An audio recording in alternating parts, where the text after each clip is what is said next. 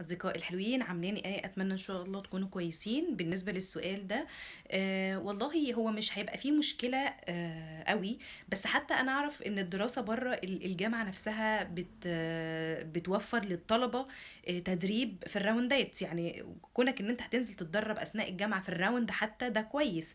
بس لو عندك فرصة إن أنت تتدرب غير تدريب الجامعة، يعني تنزل مع حد بقى يعرفك على التكنيكس والحياة ما بعد التخرج بتكون عامله ازاي، وتمارس المهنه بشكل فيس تو فيس، يعني هيكون احسن. بس لو ده مش متاح بالنسبه للمكان اللي انت فيه مفيش مشكله، يعني ده مش هيعمل لك مشكله. احنا كده كده المطلوب مننا ايام الدراسه ان احنا نذاكر كويس ونجيب تقدير ونطلع من الجامعه فاهمين البيزكس والاساسيات اللي احنا هنبني بيها في مجالنا.